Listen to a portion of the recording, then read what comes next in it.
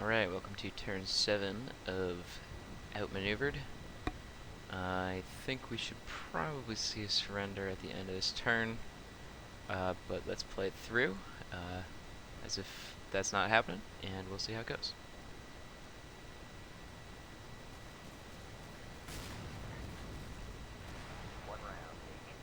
And that's a pen there. More hits. I think that's just that guy getting jacked up.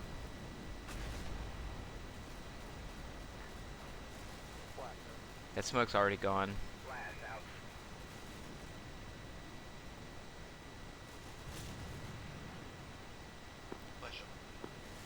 Those are probably 60mm or 81mm mortars where the smoke just doesn't really effectively do its job. Already still kind of coming in. It's that poor crewman. And for some reason these trees aren't rendering. Not sure what's going on there. Alright, so here's the trees. Like, I don't have them off. It's just being weird. Okay, so something interesting happened down here. I don't know what that is. Did my lab get shot? Alright, let's take it back and just click through the different areas. And we'll start with the objective. Alright, so we got a pen there. That was the goose. I think that's a goose, right? Yeah, it's the goose from that guy. And now this dude's just getting absolutely murked.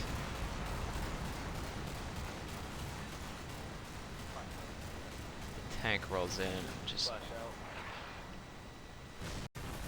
Okay.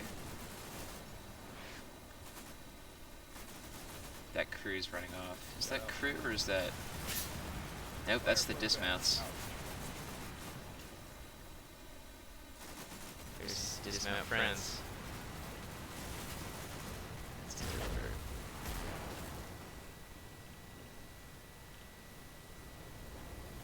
Yeah, those are dismounts. Alright, let's check this area, because it looks like this dude pops smoke for some reason, so that's kind of interesting.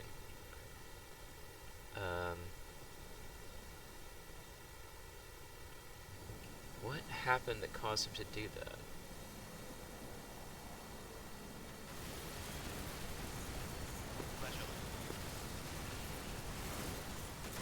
So he starts backing up there. Okay. Is he even shot? What?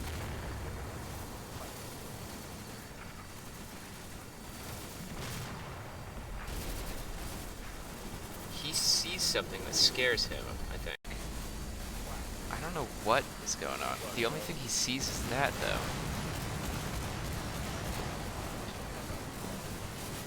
Is that just because he's rattled? He's, like, scared? That's weird. This guy's just shooting over there. This guy's just shooting over there.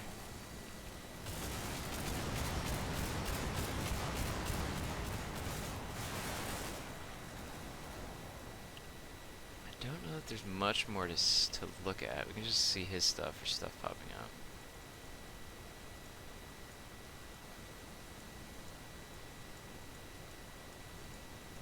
This guy's getting lanced. This over here, maybe? So he smoked here, or his vehicles popped smoke, I think is what happened. We just have the fucking dismounted crew running around. Let's see what he shoots. That. Alright. Just shooting some machine gun into the objective area there, I think. Cool. Alright. Well, let's see if we get another turn here. Nope. End of the game. Alright, so... This is all 100% because it's, he surrendered. So We had 16 killed, 4 wounded, lost 1 tank, lost 2 armored vehicles. He had 55 killed, 15 wounded, 4 tanks lost, 13 armored vehicles lost. Alright. Let's talk about how this went. So, brief overview. My tanks over on the bottom left came up here, established good firing positions, got into a gunfight with anything coming this way, killed a couple APCs back here, took out a tank on the way up. One of his tanks killed the tank over here, but we ended up sort of winning this tank engagement. The reason for that, I think, is because really it was 3 versus 2. I had 3 tanks here shooting at him, he had 2 tanks here shooting at me. The probability of me getting a hit that takes one of his tanks out of the fight, and ultimately I think that's what ended up happening, taking them out of the fight, not killing them, like we're getting weapon hits, was higher. And then also, we're in a good hold-down position here. He was in a kind of a good hold-down position here for a little bit, but it was touch and go. So while that was going on, he pushed a flanking platoon this way. I had force positioned here, who were able to get fires on that, and I had the tanks up here, who were able to get fires on that. So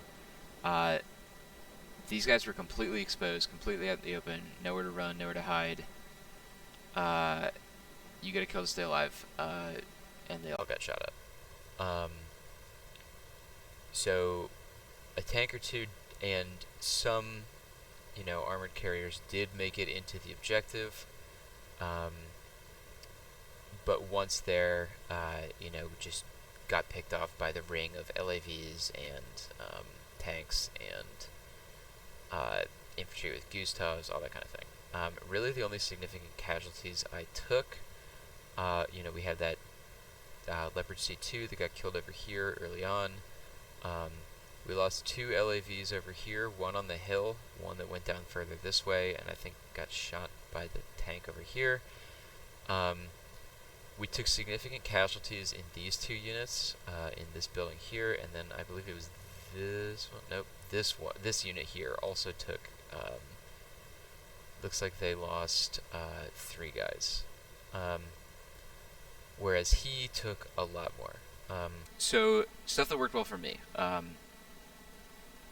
The terrain analysis, I think, and the terrain advantage that I had is the biggest thing that really happened here. We had very comparable forces. We both had a platoon of tanks and a supported by infantry in IFVs. I had LAVs. He had a mix of whatever the fuck the Dutch call their IFVs. The heavy ones and the lighter ones, and it was extremely one-sided. He's basically combat ineffective at this point, and the reason for that is, I was talking to him a little bit, and he said that he did not realize that there were hills on my side. So this is the point where I'm going to move out of the camera angle, because that is actually not a completely unreasonable mistake to make. So just taking it back to his corner, drop the camera angle to the ground, punch in, zoom all the way in. This looks like a pretty fucking flat map, you know what I mean? And that's where the tanks are, by the way. So we spent a lot of time doing like a fly-through around the map, making sure we understood all these things. And he spoke to, his mea culpa was the weakness of his terrain analysis. So if you come up to this berm, and I think missing those hills, like you can definitely see that's a hill there. That's a hill there with the trees behind it. And then if you there's even a little bit of rolling terrain over here. If I swing this around, He's got some rolling, like a little, but he's kind of just got this dip where the road is, and then like he's got nowhere to really do. I mean, maybe here, and then come up like. Do you see the problem, right? Like, he just does not. You'd have to do it like back here, I think, and I don't know that that's even really practical to get similar sort of, you know, a nice. And right, so you're. I'm interrupting myself. I don't think it's even really practical for him to get um, a an equivalent position to that, because the benefit of this position is due to the flatness of the map, this tiny hill basically lets them look at everybody. Those tanks were shooting guys coming up, his main like center approach. They were shooting at guys coming around this way. They were shooting into the objective. They were shooting at people in this field. Anywhere where you could see dead blues, the tanks on that hill were shooting. So stuff that went well for me and stuff that didn't go well for him was both having and identifying those terrain features as risks, or as benefits and risks. Another thing that went well for me, I think the amount of land that I grabbed, really I just formed a ring around the objective thing here. Had a dismounted infantry platoon here, never used it. I feel like I never really overcommitted. And I never really exposed myself to take significant casualties. This was really the height height of it to me. Whereas he had this move here. So this is I think his other big blunder, which is like he said he didn't realize there was the hill there, which I think that being understood, you have all this stuff here. If this is perfectly flat, then this all blocks line of sight. He can probably swing around this way before I can get into good fighting positions over here. Or at very least, he's got tanks here shooting at me. I'm like, it's not like we have dismounted infantry in position with anti-tank weapons. We're swinging this way as he's swinging this way. So that, were it flat, would have been, it still would have been pretty audacious, but it wouldn't have been as suicidal as it was. Understanding, had he had the understanding that, the tanks were up here, that this was a hill, that this here was also a hill, that basically everything I had could see this, this effort, I don't think he would have done that. And as it was, like from my perspective, not knowing what he didn't know, this seemed like a really, really bad move. And it was a really, really bad move. But we understand the reason for it. Let's see. So that I think is the biggest two things that went wrong for him. And it all really comes down to not really reading the terrain. The other thing I think that kind of went wrong for him is, we do have similar forces, and the map is not really the same exactly, but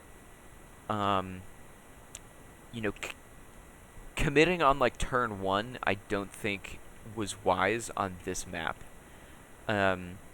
just because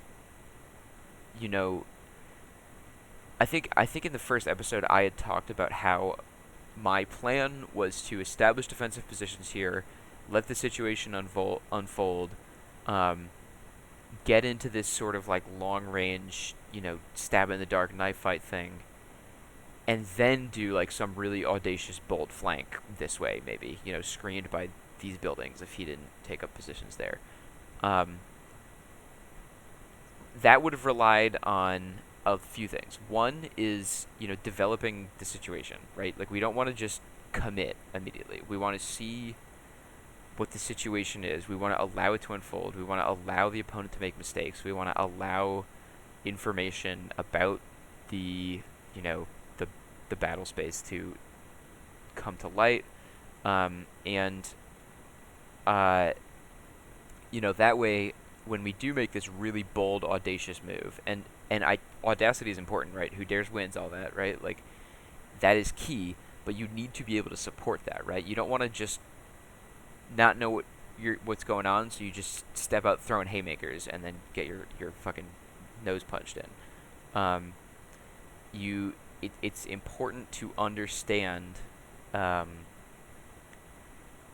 what it is you're running into. And I think if this had unfolded the way I thought it was going to unfold, it would not have been nearly as one-sided. I would have had my defensive positions here.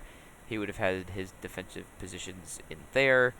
I think the map probably still would have favored me, um, just due to the hills and shit, and these tanks really having excellent fields of fire over like literally everything. Um, but if he could kind of hold that to a standstill, it would have been extremely hard for me to push back to his objective, right? Like, in an alternate world, where these tanks got knocked out by javelins or something, like it is conceivable that the the end state of the game, the position wise, could have been similar to this. Where he had his forces back here, I had my forces back here, but he sat in my objective, and we'd both killed roughly a similar amount of things, and that's a win for him. It is very hard for me to imagine a situation where I controlled both objectives and I haven't essentially tabled him. Um, because it's like way back here, right? Like if I have pushed this far into his um, side, there's really nowhere else for him to be. So he the long range, or sorry, not the long range, the stalemate kind of taking little jabs at each other thing, I think actually gives him a better chance of winning without it just turning it short of a landslide victory for one side or the other. I do think that I have a higher chance of a landslide victory, even if it does become a stalemate, just due to the stronger position from the hills and shit on my side of the map. Um, but certainly, committing on turn one on a map like this was probably not the correct play. Um, so, what could I have done better? I think uh, it's there's a few little things that I can definitely hit that are very obvious. One is not understanding how the mortars work. I, in fairness, should have tested that, but really did not think that there was any cause to. Um, I will definitely have to learn how light mortars work before the next round. I could have swore you could call light mortars. Um, I thought even the British could call their like 50mm handhelds that the platoon HQs have. So I'll figure out what was going on there. Um, this tank that pushed this way, obviously, died out the gate, but um, maybe it would have been better to leave him up here, supported by the stronger tanks, and push a different guy over here.